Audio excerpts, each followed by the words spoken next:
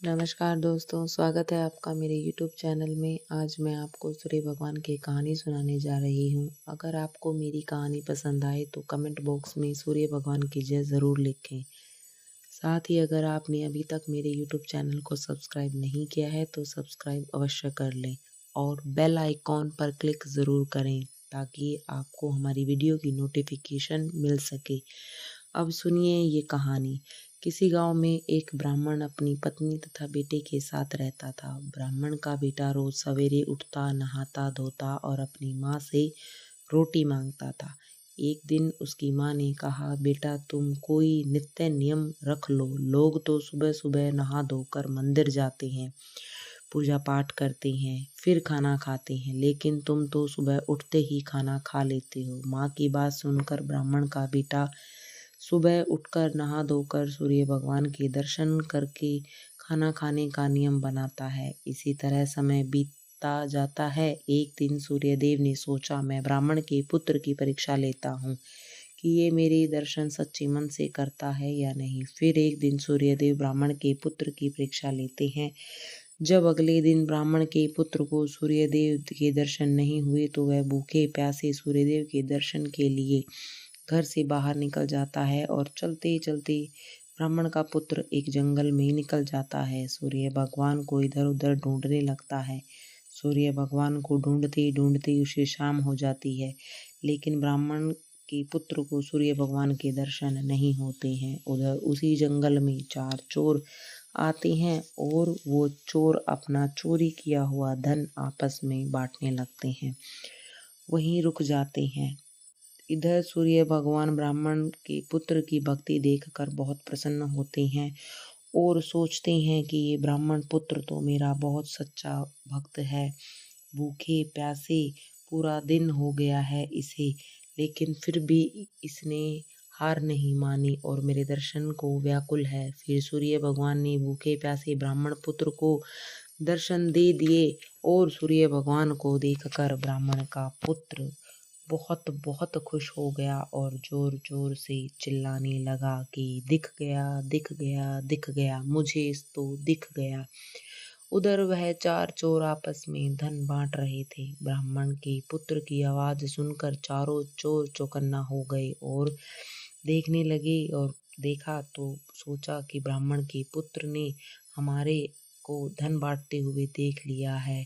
यह सुनकर चोरों को लगा कि धन बांटते हुए इसने हमें देख लिया है। चारों चोर ब्राह्मण के पुत्र के पास आते हैं और उससे पूछने लगते हैं कि तुमने क्या देखा तुमने, तुम क्यों चिल्ला रहे हो, आखिर तुमने क्या देखा? और देख भी लिया है तो ये बात अब तुम्हें किसी और से मत बताना, हम तुम्हें अपना आधा धन दे देंगे। उन चोरों ने ब्राह्मण पुत्र को आधा धन दे दिया और धन लेकर ब्राह्मण का पुत्र बहुत खुश हुआ, क्योंकि उसकी खुशी का ठिकाना ना रहा। एक तो सूर्यदेव ने उन्हें दर्शन दे दिए। सुबह से भूख और प्यास से व्याकुल वो जंगल में भटक रहा था और ऊपर से भयभीत हुए चोरों ने उसे अपना आधा धन देकर उसे प्रसन्न कर दिया।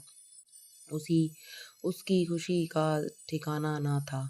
वह पुत्र ब्राह्मण का पुत्र अपने घर वापस आ गया और अपनी माँ से कहा, दरवाज़ा खोलो, दरवाज़ा खोलो। तब माँ अपने पुत्र से पूछा, बेटा तुम कहाँ गए थे? अब तुम कोई नियम मत रखो। तब बेटे ने कहा, माँ पहले तुम दरवाज़ा तो खोलो। मुझ पर भगवान सूर्यदेव प्रसन्न हुए हैं और उन्होंने मुझे दर्शन दिए हैं। माँ ने दरवाज़ा खोल दिया और अंदर आकर ब्राह्मण के पुत्र ने कहा, देखो माँ देखो, मैं कितना धन लेकर आया हूँ और सूर्यदेव ने मुझे दर्शन भी दिए। आज मैं बहुत खुश हूँ माँ, क्योंकि मुझे सूर्यदेव भगवान ने दर्शन दिए और साथ ही देखो कितना सारा धन मुझे मिला है। ये सब सूर्यदेव की कृपा है, क्योंकि मैंने उनकी सच्चे मन से सुबह जो नियम उनको देखने का बनाया था, उसी के कारण मैं जंगल में भटकता फिरता उन्हें ढूंढ रहा था, लेकिन वो मुझे दिखाई नहीं दिए।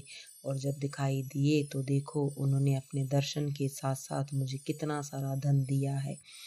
दोनों माँ बेटा धन देखकर बहुत खुश होते हैं।